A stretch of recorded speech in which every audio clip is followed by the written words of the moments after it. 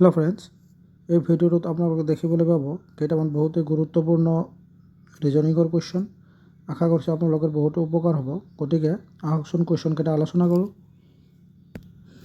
আমাক ইয়াত কোৱা হৈছে, ইয়াত কিমানটা ত্ৰিভুজ আছে। আমি সকলোৱে জানো যে যেতিয়া এনেকৈ বক্সত ত্ৰিভুজ আকৃতি হিচাপে থাকে, তেনেহ'লে আমি কি কৰিব লাগে, এই ফিগাৰকেইটা কাউণ্ট কৰিব লাগে আৰু শেষত যিটো ওলাব তাৰ লগত 2 পূৰণ কৰিব লাগে। গতিকে ইয়াত আমি দেখিম যে এনেকৈ বক্স দিয়া আছে আৰু এই বক্সত কেইটা ত্ৰিভুজ আছে, 1 2 3 4 5 6 7 8। গতিকে 8ৰ লগত 2 পূৰণ কৰিলে হ'ব 16। এতিয়া আমি জানো যে যেতিয়া ত্ৰিভুজ এটাৰ মাজত ভাগ কৰি দিয়া হয়, তেনেহ'লে এই মাজত দুটা কাউণ্ট কৰি এই দুটা প্লাছ কৰি দিব লাগে। গতিকে এনেকুৱা কেইটা আছে, ইয়াত 1 2, গতিকে ইয়াত হ'ব 3। আৰু এনেকুৱা কেইটা আছে, এটা আছে ইয়াত, দুটা, তিনিটা, 4টা। গতিকে 3ৰ লগত 4 পূৰণ কিমান হ'ব, 12। কিন্তু যিহেতু ইয়াত কেইবাটাও ত্ৰিভুজ একলগ হৈছে, গতিকে ইয়াত আৰু কেইটামান ত্ৰিভুজ ইয়াত আমাক ওলাব। সেইটো কেইটা হৈছে, আপোনালোকে ইয়াত চাব পাৰিব যে ইয়াত যিহেতু এই এনেকৈ দিয়া ত্ৰিভুজটো কাউণ্ট কৰা হোৱা নাই, এটা আৰু এটা, দুটা।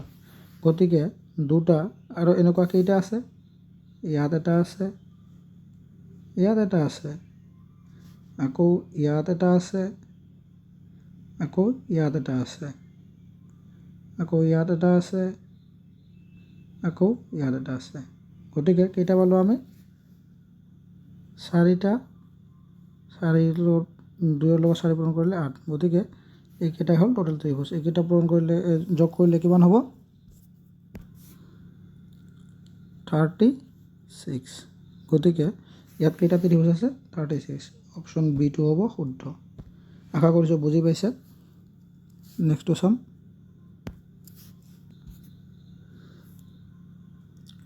হাউ মেনি ট্ৰাইংগেলছ, ইয়াত কেইটা ত্ৰিভুজ আছে। যদি আমি ইয়াত চাওঁ, ইয়াত যিহেতু স্কুৱেৰতো দিয়া নাই আৰু ত্ৰিভুজতো দিয়া নাই, গতিকে ইয়াত আমি কাউণ্ট কৰিব লাগে। গতিকে ইয়াত আছে 1 2 3 4 5 6 7 8 9টা। গতিকে কাউণ্ট কৰি আমি 9টা পালোঁ। কিন্তু ইয়াত যিহেতু কেইবাটাও ত্ৰিভুজ সংযোগ হৈছে, গতিকে ইয়াত আৰু কেইবাটাও ত্ৰিভুজ ওলাব। সেইকেইটা হৈছে, চাব আপোনালোকে, এই এটা, এই এটা, দুটা আৰু ইয়াৰ এটা আৰু এই ডাঙৰকৈ এটা। গতিকে আমি আকৌ কেইটা পালোঁ ত্ৰিভুজ, 4টা। গতিকে আকৌ আমি কিমানটা ত্ৰিভুজ পালোঁ, আমি ইয়াত 4টা। গতিকে 9 আৰু 4 যোগ কৰিলে কিমান হ'ব, 13। গতিকে ইয়াত টোটেল ত্ৰিভুজ আছে 13টা। নেক্সটটো চাম এতিয়া আমি নাম্বাৰ এনালজি এটা কুৱেশ্যন। এইটো আপোনালোকে চাব যে 18ক কেনেকৈ আমি 40 বনাব পাৰোঁ আৰু সেই পদ্ধতিৰে 32ক কিদৰে এই তলৰ অপশ্যন কেইটাত হ'ব। 18ক 2ৰে পূৰণ কৰোঁ, তেনেহ'লে কিমান হ'ব, 36 হ'ব। আৰু 36ৰ লগত যদি আমি 4 প্লাছ কৰোঁ তেনেহ'লে আমি 40 পাম। ঠিক তেনেকৈ আমি ইয়াত 40টো পাইছোঁ। এতিয়া 32ক যদি আমি 2ৰে পূৰণ কৰোঁ তেনেহ'লে কিমান হ'ব?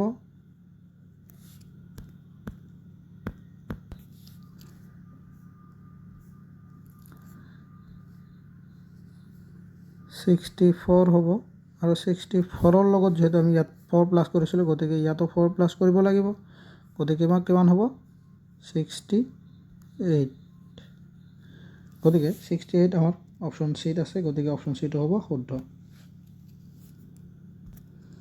নেক্সটটো চাম আমি এতিয়া। যদি আমি চাওঁ ইয়াত যে 2 আৰু 5ৰ মাজত গেপটো হ'ল 3, 5ৰ লগত 5 প্লাছ কৰিলে হ'ব 10,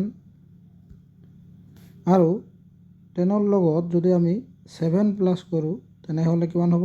17 হ'ব। আৰু এই 17ৰ লগত যদি আমি 9 প্লাছ কৰোঁ তেনেহ'লে আমি 26 পাম।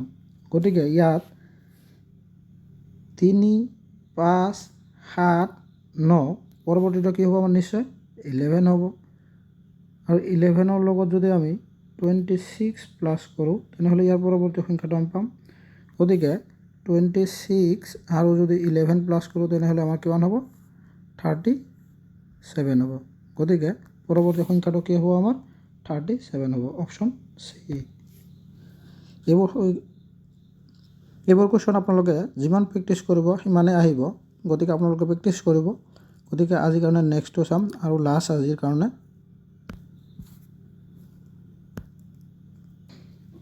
ইয়াত কেইটা ত্ৰিভুজ আছে আমাক গণনা কৰিব দিছে। আমি সকলোৱে জানো যে যেতিয়া স্কুৱেৰ আকাৰত থাকে তেতিয়া আমি কেনেকৈ কাউণ্ট কৰোঁ। তো গতিকে আমি ইয়াত চাম, ইয়াত স্কুৱেৰ দিয়া আছে। গতিকে স্কুৱেৰৰ ভিতৰত আমি কাউণ্ট কৰি ল'ম। 1, 2, 3, 4, 5, 6, 7, 8। গতিকে 8ৰ লগত যদি আমি 2 ইনটু কৰোঁ তেনেহ'লে কিমান হ'ব? 16 হ'ব। আৰু যেতিয়া এনেধৰণৰ দিয়া থাকে তেনেহ'লে আমাক কি কৰিব লাগে? এই দুটা কাউণ্ট কৰি প্লাছ কৰিব লাগে। গতিকে এনেধৰণৰ ক'ত দিয়া আছে? আমাক ইয়াত দিয়া আছে আৰু ইয়াত দিয়া আছে। গতিকে ইয়াত 3টা কিমান হ'ব? 6 হ'ব। গতিকে 16 আৰু 6 যোগ কৰিলে কিমান হ'ব? 22। গতিকে 22 হ'ব শুদ্ধ এনচাৰ।